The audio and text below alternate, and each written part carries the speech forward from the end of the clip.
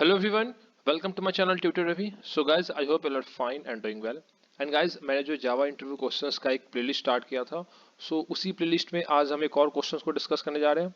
इससे पहले मैं ऑलरेडी बहुत सारे क्वेश्चन को डिस्कस कर चुका हूं एंड ये ऐसे क्वेश्चंस हैं जो कि इंटरव्यूज में फ्रीक्वेंटली पूछे जाते हैं। अगर आपने उन वीडियोस को नहीं देखा है तो एक बार जाकर आप उन वीडियोस को भी देख लें। उन वीडियो को जो प्लेलिस्ट का लिंक है आपको इस वीडियो के डिस्क्रिप्शन बॉक्स में मिल जाएगा या फिर आप चैनल पर जाकर प्लेलिस्ट वाले सेक्शन में उन वीडियोस को चेक कर सकते हैं। एंड जैसे कि आप प्लेसमेंट की तैयारी कर रहे होंगे गाइस, तो प्लेसमेंट्स में सबसे लास्ट राउंड एचआर राउंड होता है। एचआर राउंड में क्या क्वेश्चन पूछे जाते हैं, उन क्वेश्चंस को आंसर कैसे करने हैं विद डिटेल डिस्कशन, मैं उन सभी वीडियोस को भी अपलोड कर चुका हूँ। उन वीडियोस के भी जो प्लेलिस्ट का लिंक है आपको इस वीडियो के डिस्क्रिप्शन बॉक्स में मिल जाएगा। आज के हम इस वीडियो को स्टार्ट करते हैं। इस वीडियो का हमारा क्वेश्चन है difference between final, finally and finalize in Java. Basically जो फाइनल एंड जो फाइनली होता है ये कीवर्ड होते हैं, ये क्या होते हैं, कीवर्ड्स होते हैं। और जो फाइनलाइज होता है ये क्या होता है, हमारे पास मेथड होता है। हम समझते हैं कि इन तीनों में डिफरेंस क्या होता है। जनरली बहुत बच्चे कंफ्यूज हो जाते हैं इन तीनों कीवर्ड्स बोल रहे हैं या दो कीवर्ड है, इसमें एक मेथड है, इनको लेकर। हम इनको डिटेल में डिस्कस करेंगे, उससे आपको ये क्लियर हो जाएगा। सबसे पहले मैं लेता हूं फाइनल कीवर्ड को। फाइनल कीवर्ड को अब फाइनल कीवर्ड जो होता है उसको हम तीन जगह पे यूज करते हैं। एक यूज करते हैं हम विद वेरिएबल्स, एक यूज करते हैं final keyword with methods, and एक यूज करते हैं final method with classes. Clear है। अब वेरिएबल के साथ, मेथड के साथ एंड क्लासेस के साथ यूज करने में क्या क्या चेंजेस आता है वो हम डिस्कस करते हैं। अब सपोज अगर हमने किसी वेरिएबल को फाइनल बना दिया है तो उसका मीनिंग क्या होता है कि सपोज एक वेरिएबल लिया हमने ए, हमने ए में एक वैल्यू असाइन कर दिया 100, और अगर हमने उस वैल्यू को फाइनल कर दिया है तो इसका मतलब ये होता है कि हम उस वैल्यू को अब चेंज नहीं कर सकते हैं। मैं एग्जांपल आपको दिखाता हूँ यहाँ पे कोड लिखकर। सपोज मैंने लिखा फाइनल कीवर्ड और a इज इक्वल टू 100, तो यहाँ पे a की वैल्यू 100 हो गया। अब अगर मैं चाहूं कि a की वैल्यू को 50 कर दूं तो यहाँ पे क्या करेगा, ये कोड जैसे ही एग्जीक्यूट होगा यहाँ पे एरर शो कर देगा। एरर इसलिए शो करेगा क्योंकि जो वेरिएबल है उसमें मैंने a is equal to 100 assign कर दिया, उसको फाइनल कर दिया। तो फाइनल वेरिएबल को फाइनल बनाने का मीनिंग ये होता है कि हम उस वेरिएबल को मॉडिफाई नहीं कर सकते हैं। तो ये हो गया जब हम वेरिएबल के साथ फाइनल कीवर्ड यूज करते हैं। अब अगर हम मेथड के साथ फाइनल कीवर्ड यूज करें तो उस केस में क्या होता है कि अगर हमने मेथड के साथ फाइनल कीवर्ड यूज किया तो इसको हम ओवर राइड नहीं कर सकते हैं। अब ओवरराइड क्या होता है, मेथड ओवरराइडिंग, ये मैंने लास्ट वीडियो में डिस्कस किया है, तो एक बार जाकर आप उस वीडियो को देख ले, वहां से आपको क्लियर हो जाएगा कि मेथड ओवरराइडिंग और मेथड ओवरलोडिंग क्या होता है। अगर मेथड से पहले हमने फाइनल कीवर्ड यूज कर लिया है, इसका मतलब कि ये जो मेथड होगा उसको ओवरराइड नहीं कर पाएंगे चाइल्ड क्लास में। क्लियर है। ये हो गया जब हम यूज करते हैं फाइनल कीवर्ड मेथड के साथ। और अगर हम फाइनल कीवर्ड यूज करें क्लासेस के साथ तो इसमें क्या होता है, क्लासेस के साथ अगर हम यूज करेंगे फाइनल कीवर्ड, मैंने ऐसे किया फाइनल क्लास ए। क्लियर है। तो क्लासेस के साथ फाइनल कीवर्ड यूज करने क्या होता है कि एक इनहेरिटेंस में कॉन्सेप्ट होता है, इनहेरिटेंस में कॉन्सेप्ट होता है parent class and child class का, parent class and child class का। तो चाइल्ड क्लास क्या करता है, पेरेंट क्लास की प्रॉपर्टीज को इनहेरिट करता है। क्लियर है। यहाँ पे जो होगा ना, अगर हम किसी क्लास को फाइनल कर दिए तो वो क्लास कभी भी इनहेरिटेड नहीं हो सकता है। इस चीज आपको ध्यान देना है। मीन्स उस क्लास से, जैसे फाइनल जो क्लास ए है, इसको हम, ये कभी भी पेरेंट क्लास नहीं बन सकता है। मीन्स इससे हम किसी भी क्लास को डिराइव नहीं कर सकते हैं।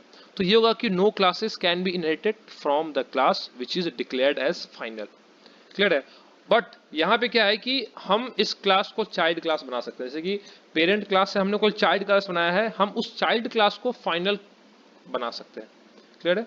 ये हो गया फाइनल कीवर्ड का यूज। अब मैं डिस्कस करता हूँ कि फाइनली कीवर्ड को हम कैसे यूज करते हैं। तो गाइज बेसिकली हम फाइनली कीवर्ड यूज करते हैं एक्सेप्शन हैंडलिंग में। कहाँ यूज करते हैं हम, एक्सेप्शन हैंडलिंग में। एक्सेप्शन हैंडलिंग में बेसिकली होता क्या है, एक्सेप्शन हैंडलिंग में हम यूज करते हैं एक ट्राई एंड कैच ब्लॉक। ये ट्राई ब्लॉक हो जाता है और एक हम यूज करते हैं कैच ब्लॉक। क्लियर है। Try and catch block. अब try and catch block use क्यों करते हैं, कभी कभी क्या होता है कि जैसे कि आपको लगता है कि आपने जो कोड लिखा है उस कोड में कोई एक पोर्शन ऑफ कोड है जो एरर जनरेट कर सकता है। तो आप कोड को एग्जीक्यूट करेंगे तो अगर एरर जनरेट हो गया तो आपका प्रोग्राम तो वहीं पे रुक जाएगा, उससे आगे एग्जीक्यूट ही नहीं होगा। तो एरर जनरेट ना हो उसके लिए हम क्या करते हैं, हम उस कोड को यूज करते हैं उस कोड को हम लिखते हैं ट्राई ब्लॉक के अंदर। एंड अगर वो कोड एरर जनरेट कर रहा है तो वो एरर क्या करेगा, जो उसके नीचे हमने कैच ब्लॉक लिखा है वो कैच ब्लॉक उस एरर को कैच कर लेगा एंड कैच ब्लॉक के अंदर जो भी कोड होगा वो कोड एग्जीक्यूट हो जाएगा। सपोज मैंने ट्राई ब्लॉक जो यहाँ पे है, यहाँ पे ट्राई ब्लॉक है, मैंने यहाँ पे लिखा int a is equal to 1/0। Clear है? तो अकॉर्डिंग टू मैथमेटिक्स 1/0 क्या हो जाता है, इन्फिनिटी हो जाता है। तो प्रोग्रामिंग में जब आप 1/0 इन्फिनिटी करेंगे तो यहाँ पे क्या हो जाएगा, एरर जनरेट होगा। सो ये एरर जनरेट ना हो उसके लिए हम क्या करते हैं, कैच ब्लॉक के अंदर हम क्या करेंगे, सपोज हमने कैच ब्लॉक के अंदर लिख दिया प्रिंट करवा दिया कि 1/0 करने से एरर जनरेट होगा, तो यहाँ पे लिख दिया हमने एरर जनरेटेड। क्लियर है? Error generated. तो इससे हेल्पफुल क्या होगा आपके प्रोग्राम में कि जैसे ही कैच ब्लॉक के अंदर का कंटेंट प्रिंट हुआ तो इससे पहला बेनिफिट तो ये होगा कि आपका जो फ्लो ऑफ प्रोग्राम है वो रुकेगा नहीं। कैच ब्लॉक के बाद ही जो भी कोड होगा वो सब एग्जीक्यूट होगा एंड आपको पता चलेगा कि जैसे ही एरर जनरेट हुआ मींस आपको लग गया कि आपने उस ट्राई ब्लॉक के जो साथ वाला कैच ब्लॉक था वहां पे आपने लिखा था कि अगर ऐसा एरर आएगा तो प्रिंट हो जाएगा एरर जनरेटेड। तो आप जाकर फिर वहां पे आप कोड को चेंज कर सकते हैं। क्लियर है? अब हमारा था कि फाइनली ब्लॉक कहाँ पे यूज होता है, तो ट्राई कैच के बाद एक ब्लॉक आता है जिसको हम बोलते हैं फाइनली ब्लॉक। क्लियर है? तो फाइनली ब्लॉक क्या होता है कि अब जैसे कि अगर कोई एरर आ गया ट्राई ब्लॉक में तो ट्राई ब्लॉक नहीं चलेगा तो कैच ब्लॉक चल जाएगा। अगर ट्राई ब्लॉक चल गया तो कैच ब्लॉक नहीं एग्जीक्यूट होगा। तो फाइनली ब्लॉक क्या होता है, ट्राई ब्लॉक चले या ना चले, ट्राई ब्लॉक में एरर आए या ना आए, कैच ब्लॉक एग्जीक्यूट हो रहा हो या ना हो रहा हो, फाइनली ब्लॉक को उससे कोई भी मतलब नहीं होता है। फाइनली ब्लॉक हमेशा चलेगा ही चलेगा। मैं लिख देता हूं ऑलवेज एग्जीक्यूटेड, ऑलवेज एग्जीक्यूटेड। आप इसके कोड को कंपाइलर पर रन करके भी चेक कर सकते हैं। तो इसका मतलब आप इसको सिंपली ऐसे आंसर कर सकते हैं कि फाइनली ब्लॉक जो होता है वो ट्राई एंड कैच ब्लॉक से इंडिपेंडेंट होता है। प्रोग्राम में irrespective of any errors, program में एरर आ रहे हो या ना आ रहे हो, फाइनली ब्लॉक के अंदर हमने जो भी कंटेंट लिखा है, जो भी हमने स्टेटमेंट लिखा है वो एग्जीक्यूट होगा ही होगा। तो ये बेनिफिट होता है फाइनली ब्लॉक का। अब हम आते हैं फाइनलाइज पे। तो फाइनलाइज गाइस बेसिकली जो फाइनलाइज होता है ये एक मेथड होता है। क्लियर है? जो लास्ट वाला दोनों था वो दोनों क्या था, वो दोनों हमारे पास कीवर्ड्स थे, बट फाइनलाइज एक मेथड होता है। तो मैं यहाँ पे लिख देता हूँ कि फाइनलाइज एक मेथड है। अब गाइज फाइनलाइज का हम यूज कहाँ पे करते हैं, आपने जावा में एक टर्म सुना होगा जिसको हम बोलते हैं गार्बेज कलेक्टर, या आपने C++ या सी अगर आपने पढ़ा है तो वहां भी सुना होगा गार्बेज कलेक्टर। क्लियर है? अब जावा में क्या होता है, गार्बेज कलेक्टर ऑटोमेटिकली हो जाता है। क्लियर है?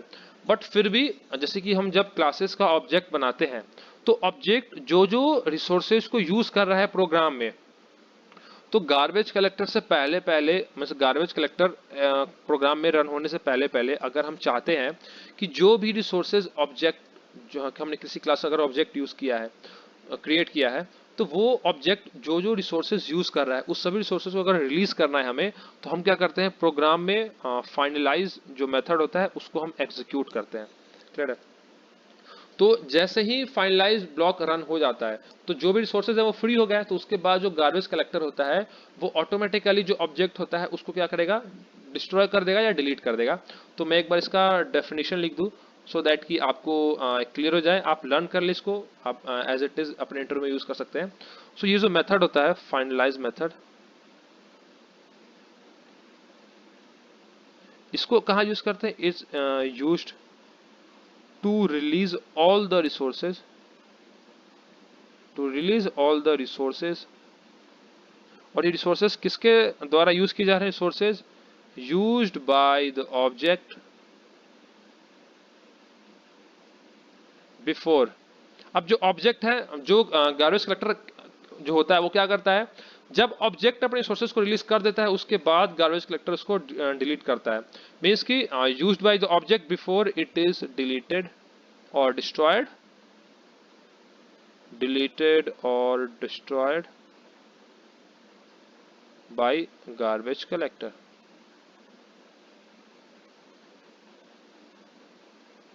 क्लियर है? सो गाइज आई होप कि आपको ये क्लियर हो गया होगा कि हम जावा में जो फाइनलाइज एंड फाइनली कीवर्ड में क्या डिफरेंस है और हम सबको कहाँ कहाँ यूज करते हैं। सो गाइज, अगर आपको कोई भी डाउट हो इस वीडियो में, कोई क्वेरी हो, कोई आप सजेशन देना चाहते हो, या फिर आप किसी और टॉपिक पे वीडियो चाहते हैं, तो उन सभी चीज़ों को आप कमेंट सेक्शन में मैसेज करके बता सकते हैं। एंड अगर आपको आज का ये वीडियो यूजफुल लगा, इन्फॉर्मेटिव लगा हो, तो इस वीडियो को लाइक करें, वीडियो को अपने दोस्तों के साथ शेयर करना ना भूलें, सो दैट कि वो भी टाइम रहते रहते इन वीडियोस को देखकर प्लेसमेंट्स के लिए प्रिपरेशन कर पाएं। एंड अगर आप चैनल पर नए हैं तो चैनल को सब्सक्राइब कर लें और नोटिफिकेशन बेल आइकन को प्रेस करना ना भूलें, सो दैट कि अभी जावा पे और भी इंटरव्यू क्वेश्चन को मैं डिस्कस करूंगा। एंड और डीबीएमएस हो गया, ऑपरेटिंग सिस्टम हो गया, इन सभी के भी जो क्वेश्चंस पूछे गए हैं वो सब डिस्कस करूंगा। सो उन सभी वीडियोस का जो आपको नोटिफिकेशन है वो टाइम टू टाइम मिलता रहे। So guys, thanks for watching the video and don't forget to like, share and subscribe. Thank you.